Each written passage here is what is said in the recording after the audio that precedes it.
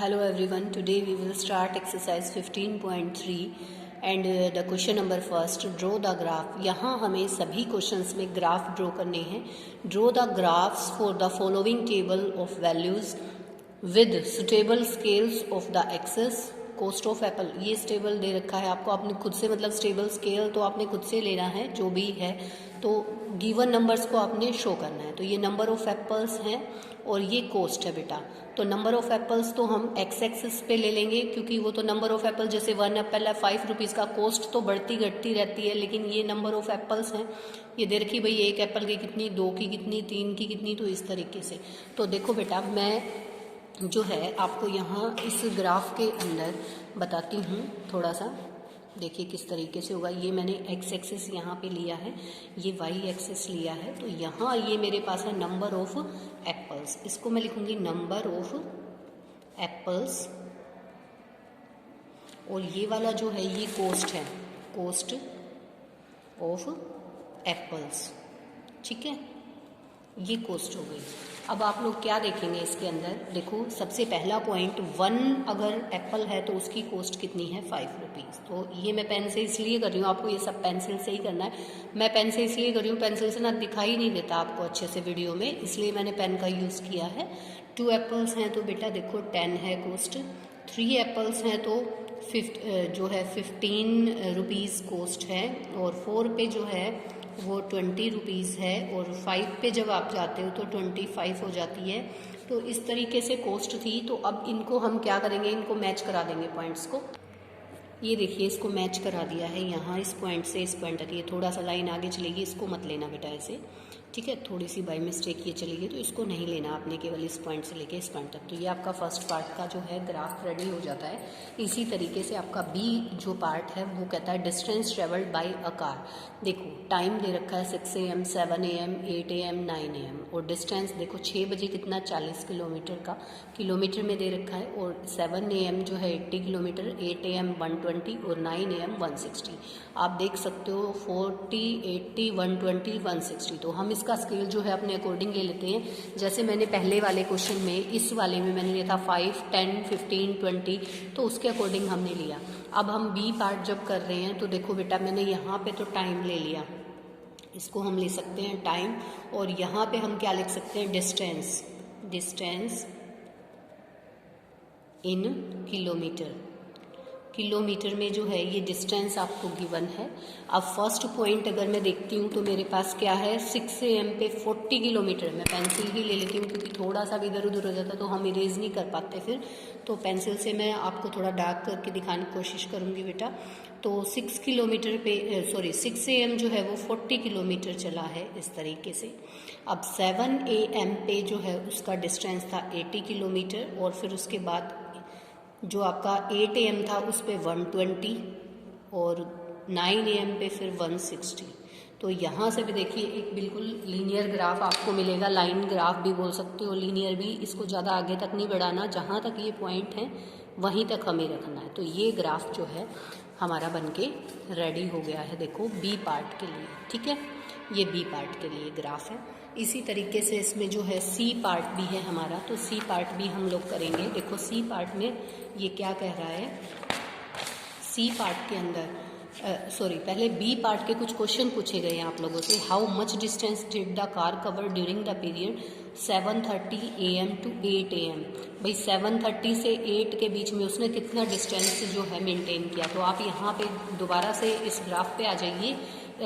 इसमें ग्राफ को ही देख लीजिए बेटा, क्योंकि ये जो ग्राफ बना है वहीं से भी आप आंसर दे सकते हो. ठीक है, 7:30 कहाँ है, इसके मिड में बिल्कुल. तो यहाँ 7 से 8 में तो उसने 40 किलोमीटर तय किया है, तो बेटा इसके बीच में कितना, 20 करेगा ना. तो हमने इसका आंसर क्या लिख दिया, देखो इसका आंसर हम लिख देंगे 20 किलोमीटर. ठीक है. What was the time when the car covered the distance 100 kilometre since it start. जब वो स्टार्ट हुई उससे 100 किलोमीटर. 100 अब कहाँ रहेगा आपका, आप एक चीज़ को देखो, यहाँ से 40 से 80 आपका कितना, 40 का डिफरेंस है ना.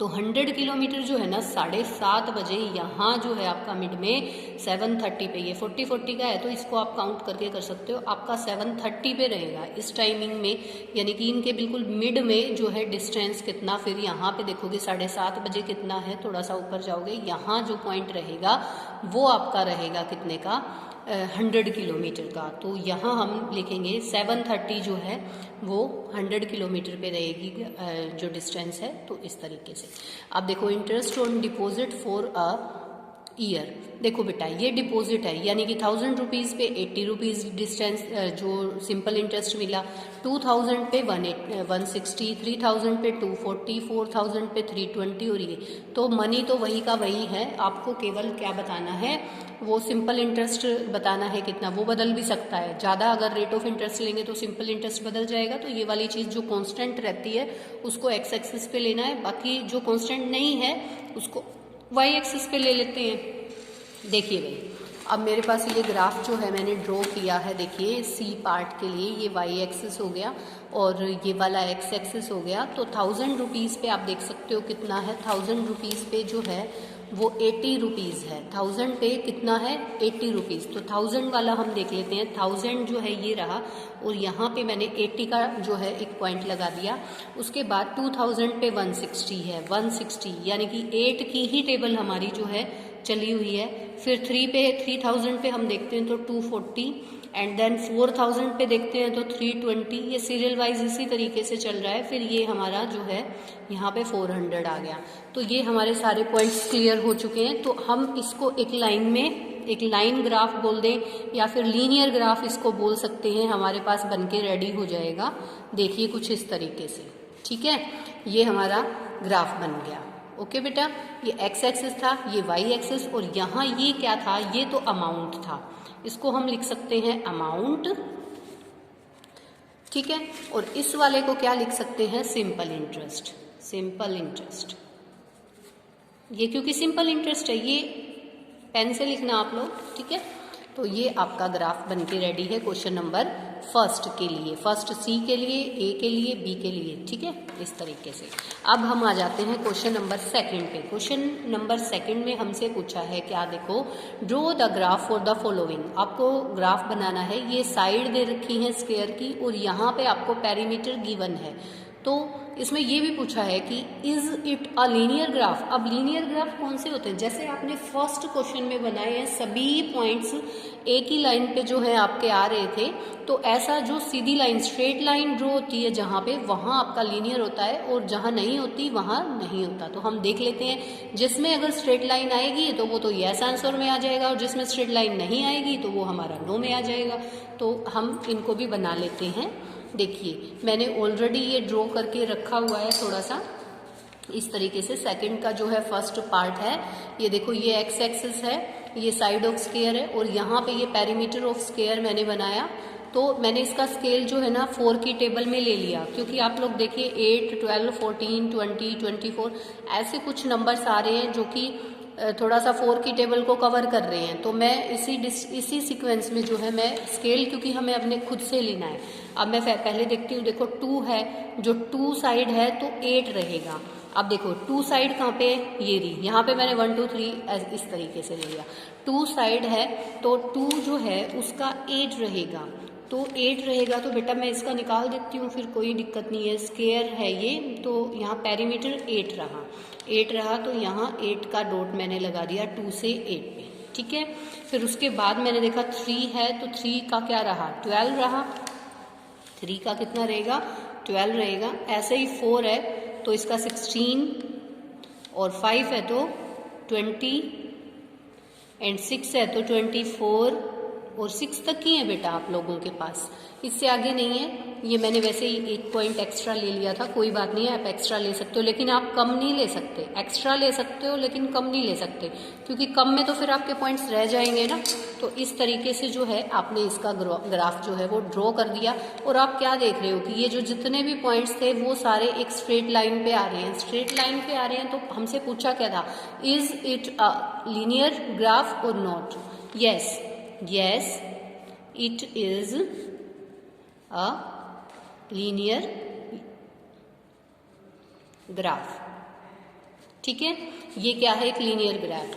अब यहाँ पे जब हम दूसरे वाले क्वेश्चन में आते हैं, देखो यहाँ पे साइड ऑफ स्क्वायर है और ये एरिया गिवन है बेटा आपको।